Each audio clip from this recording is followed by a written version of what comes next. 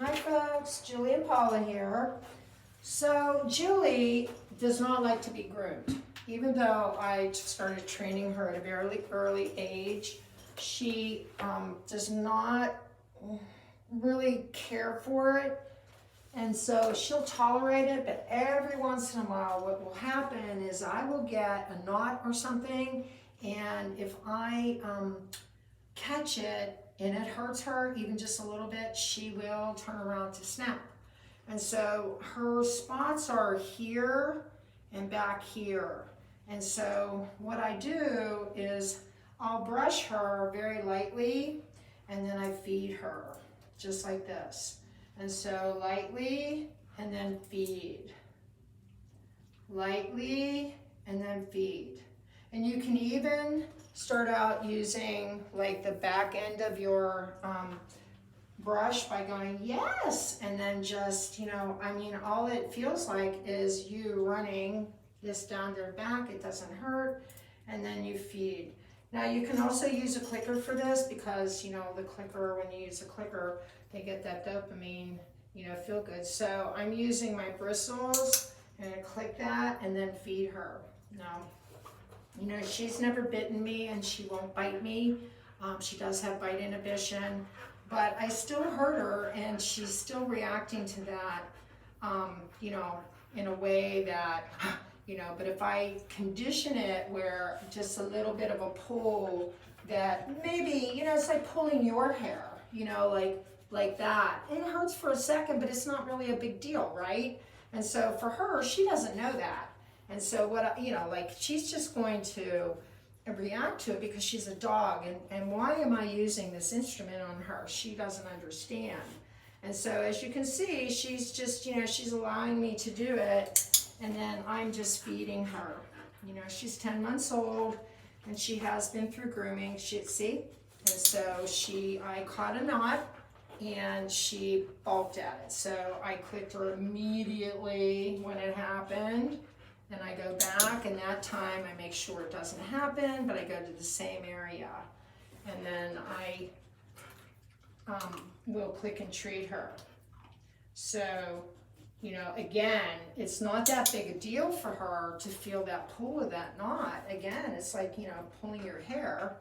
It kind of doesn't feel good. Your hairdresser does it to you every once in a while. And you go, oh, but it really wasn't that big a deal. And you go, oh, I'm okay. This side before, she was kind of, giving me the business about it. She was freezing. And so when she would freeze, I would click and treat her. So now she's not doing it anymore. She's a Sheltie and she needs brushed. And yep, and see, there she goes back to the spot again. So I'm going to feed her. I'm going to bring her over here. Here, go ahead and get it. It's right here. There you go. Good. And then maybe just use my hand. Yes, good. And use the yes word. Give her a nosh. I'm using really good stuff. This is freeze-dried beef. And so she's got some, things that need brushed out there because, again, she's a Sheltie and she has a double coat. And so it really needs to be maintained.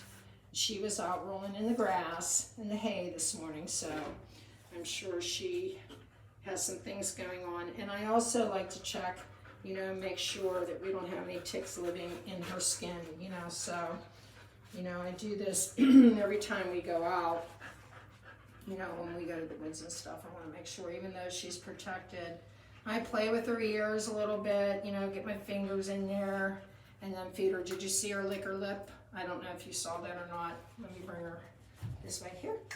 Come on, that's a good girl. Yay! Yay! Go ahead, Marco.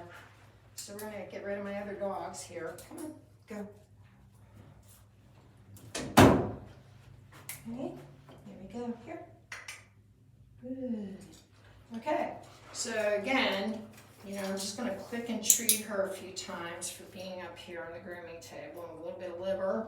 I make sure that I use really good stuff. Get my fingers into her coat back here. And digging in here, click, and then feed. Then run my hand, You don't want to go this far if your dog is biting you when you groom. You have to start out very slowly. So the idea is if you have a bigger dog and they're a little older, you want to start them on the floor. I suggest you teach them basics like go to mat, hand touching. So touch, touch. Nope, you have to touch for this. Ready? Touch. That's a sit. Touch. Yeah, there you go. Good, yeah. Ready? Touch. Yeah, good. Touch. Ready? Touch. Yeah, good job. Ready? Touch. Yeah, that's a good girl. And so the idea is you get them touching up on the table, and then you start introducing your tools, such as your Dremel. Touch. Yes, good. You don't even turn it on. You're just associating your tool with your behavior, which is touch. Touch. Yeah, good. That's a good girl. Yay. And then I can even turn it on over here and then feed my dog. I don't know if you noticed, but she went right to my treat bag. Ready? Here you go. Good. And then Dremel goes off. Food goes away. So I put that away. You can do that 2, 3, 4 times, with your puppy before you start using a Dremel. One of the tricks that you can do also is you can use macaroni and your clipper. And so I don't have any macaroni with me, but you're just gonna have to imagine it. And so, I clip the macaroni and clip, feed my dog. Clip, feed my dog. And then pretty soon that sound becomes associated with the food. And when you start doing things like this, ready, touch. Yes, good girl. Ready? Touch. Yeah, good job. Yay. And then touch the paw. Yes.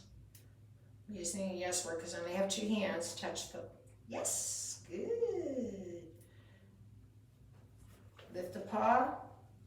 Yes. Good girl. Good girl. Lift the paw. Oops. Wait until your dog is ready. Don't rush this.